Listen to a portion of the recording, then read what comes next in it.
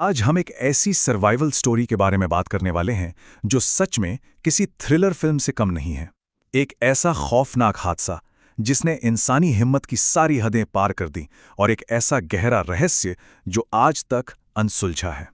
जरा सोचिए, क्या हो अगर एक बिल्कुल नॉर्मल सी फ्लाइट आपको अचानक एक बेहद खूबसूरत लेकिन पूरी तरह से कटे हुए सुनसान टापू पर 7 सालों के लिए फंसा दे। एक तरफ जन्नत जैसी खूबसूरती और दूसरी तरफ अकेलेपन का घुप अंधेरा। तो चलिए बिना देरी किए शुरू करते हैं हमारी पहली कड़ी, फ्लाइट 2016 द क्रैश। बात है 2016 की एक बिल्कुल शांत रात की। कॉकपिट में थे सीनियर पायलट अर्जुन मेहता और कैबिन में एयर होस्टेस नंदिता। सब कुछ एकदम नॉर्मल था, आसमान साफ था, लेकिन तभी रडार पर अचानक एक लाल धब्बा चमका। एक बहुत ही तेज तूफान। पलक झपकते ही प्लेन बुरी तरह कांपने लगा और फिर वो डरावना अलार्म बजा, इंजन फेलियर। पायलट अर्जुन ने पूरी ताकत लगा दी, लेकिन विमान तेजी से उस गहरे काले समुंदर की तरफ गिरने लगा और फिर एक भयानक क्रैश और सब तरफ सिर्फ अंधेरा।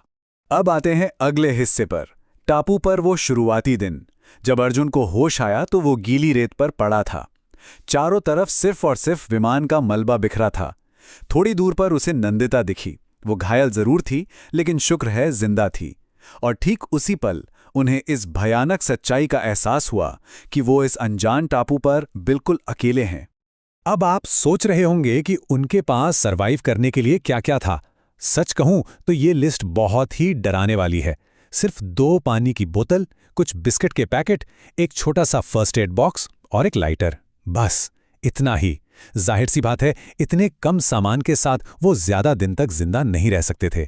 यहीं पर काम आता है इंसानी दिमाग। अर्जुन ने मलबे से कुछ पतले लोहे के तार निकाले, उन्हें एक लंबी लकड़ी से बांधा और एक जुगाड़ू कांटा तैयार कर लिया। घंटों की मेहनत के बाद फाइनली उसने समंदर से अपनी पहली मछली पकड़ी।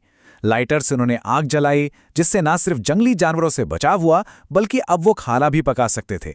धीरे धीरे मछलियां, केकड़े और नारियल यही उनकी जिंदगी बन गए। लेकिन कहानी में असली ट्विस्ट आना अभी बाकी था। हमारा अगला पड़ाव है वो भयानक तूफान। करीब 6 महीने बीत चुके थे। उन्होंने रहने के लिए पत्तों की एक छोटी सी झोपड़ी भी बना ली थी, लेकिन तभी मौसम ने पलटी मारी। एक इतना भयंकर तूफान आया कि हवाएं चीखने लगीं। उस तूफान ने उनकी वो छोटी सी झोपड़ी तिनके की तरह उड़ा दी। सारा खाना बह गया और सबसे बुरी बात, उनकी आग बुझ गई।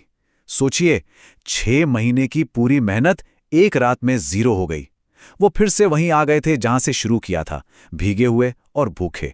ऐसे में किसी का भी टूट जाना बहुत नेचुरल है ना? नंदिता ने रोते हुए कहा, हम यहां मर जाएंगे।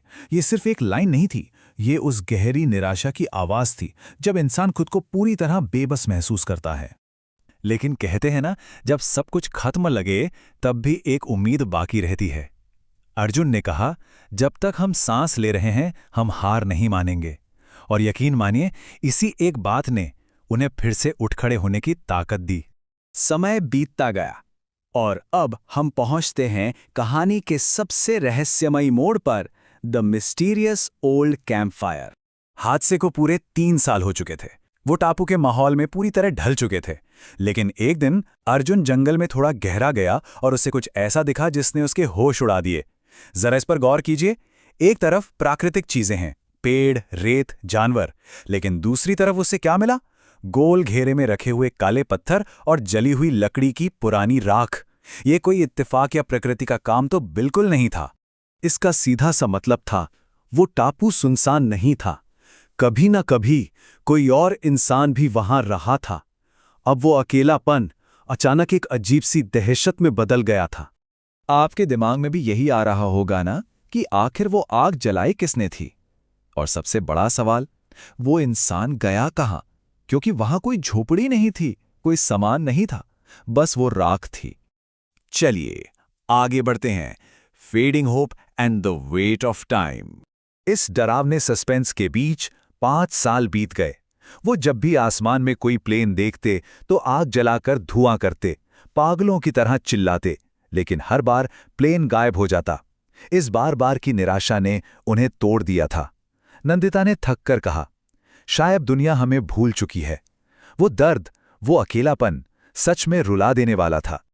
और देखते ही देखते 7 साल, 7 years, जरा सोचिए, ये सिर्फ एक नंबर नहीं है, ये 7 सालों की हर एक रात का डर, भूख और ना खत्म होने वाला इंतजार है। लेकिन फिर आई वो सुबह, हमारी कहानी का छठा हिस्सा, 7 years एंड रेस्क्यू।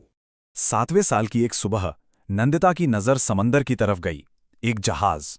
वो दोनों पागलों की तरह दौड़े, सूखी लकड़ियां इकट्ठा की और एक बहुत बड़ी आग लगा दी।